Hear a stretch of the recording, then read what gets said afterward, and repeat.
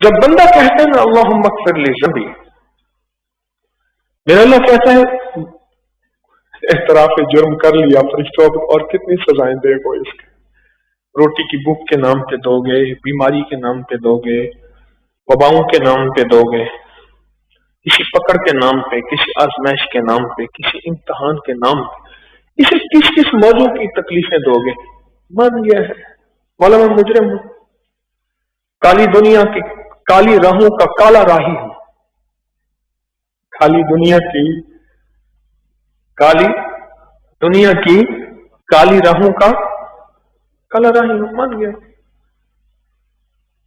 جو اعتراف ہے یہ سزا کو یا ختم کرا دیتا ہے یا کم کرا دیتا ہے، اور بندے کو اعتراف اللہ کی بارگاہ میں جب ہوتا ہے تو اللہ اپنے غیب کے خزانے سے اس بندے کے لیے حیرت انگیز فیصلے کرتے ہیں جو عام عقل سوچ ہی نہیں سکتے۔ یہ ہے اللہم اغفر لی ذنبی، اللہم اغفر لی ذنبی۔ میرے والد صاحب رحمۃ اللہ علیہ کے مزارات کے سامنے ایک گھر ہوتے تھے، 7 قبریں بھی ہوتی تھیں، گھر بھی ختم ہو گئے، قبریں بھی ختم ہو گئی، اب وہاں مکان بن گئے۔ وہ گھر جو ہوتے تھے ان کے سامنے قبریں ہوتی تھی، وہ ان کے بڑوں کی ہوتی تھی۔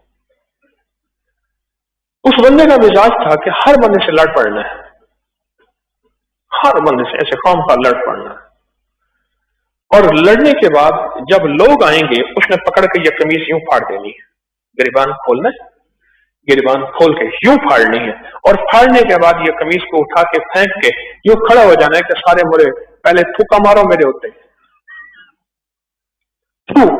سمجھ گئے؟ ایسے کرتا تھا، پہلے میرے اوپر تھوکے پھر مجھے جوتے مارے۔ اس کو شاہ صاحب کہتے تھے، وہ کہتے تھے شاہ صاحب کیا کر رہے ہیں آپ؟ کہہ رہے نا پہلے یہ کر، ساری کٹ کٹائیاں کر، ساری مار مرائیاں کر، سارا کچھ کر کے دنیا کا آخری مظلوم بن جاتا تھا۔ اللہم اغفر لی ذنبی، مجرم یہ دنیا کے دھندے اور پھندے ہیں، پر میرے رب کو یہ ادائیں بھی پسند ہیں۔ میرا بندہ تو اگر سچے دل سے نہیں کہتا نا، اگر جھوٹے دل سے کہے تب بھی قبول کرتا ہوں، کیوں؟ میں خود ہی تو کہتا ہوں میرے بندے تجھے رونا نہیں آتا تو لوگ شکل ہی بنا لے۔ ساری دنیا بہروپیوں کو ناپسند کرتی ہے، میرا اللہ کہتا ہے رونا نہیں آتا، اس کے رونے کی شکل بہروپ بنا لے، پھر بھی میری بارگاہ میں قبول ہے۔ آ تو صحیح۔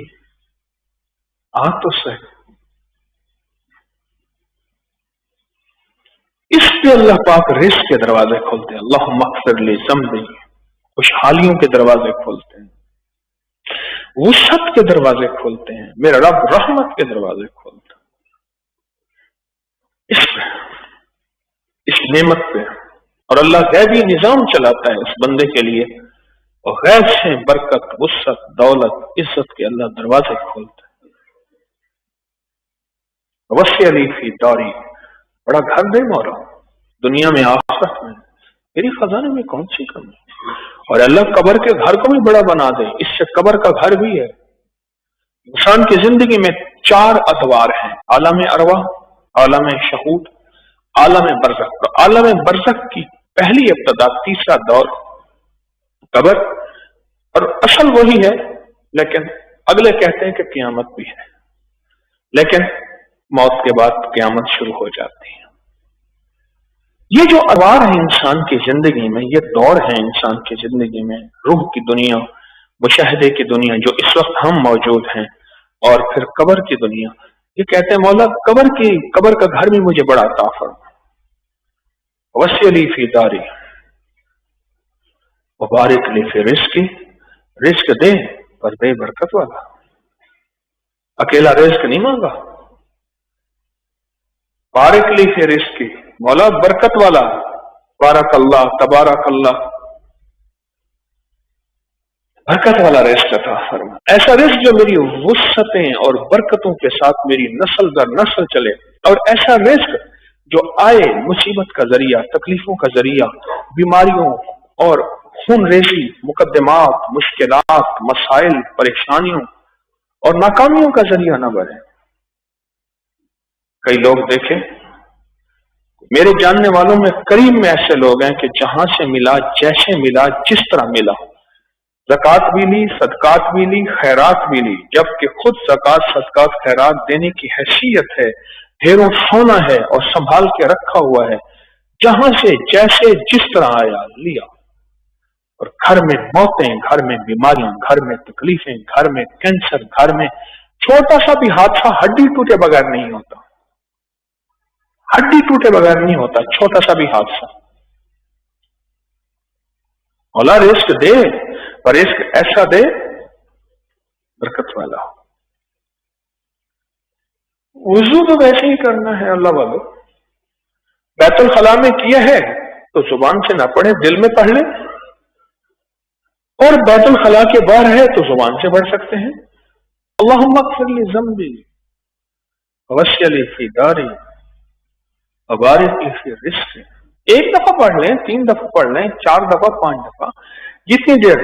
ایک صرف احتیاط کیجئے گا، نل کا ٹونٹی کھلی ہوئی ہے اور یہ دعا پڑھ رہا ہے، یہ دعا قبول نہیں ہوگی، رزق کو ضائع کر رہا ہے، تو رزق ضائع کر رہا ہے۔ پانی، بجلی رزق ہے، اس کو ضائع کرنے والا اللہ کی بارگاہ میں قبول نہیں ہوتا۔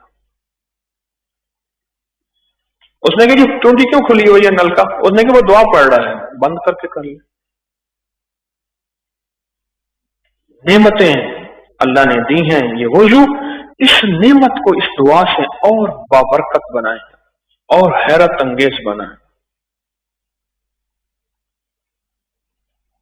یہ دعائیں ہیں اس لیے آؤ لو اور ہم دے دیں، یہ وظائف ہیں اس لیے آؤ پڑھو اور خزانہ غیب سے نواز دیں، ہیں اس لیے،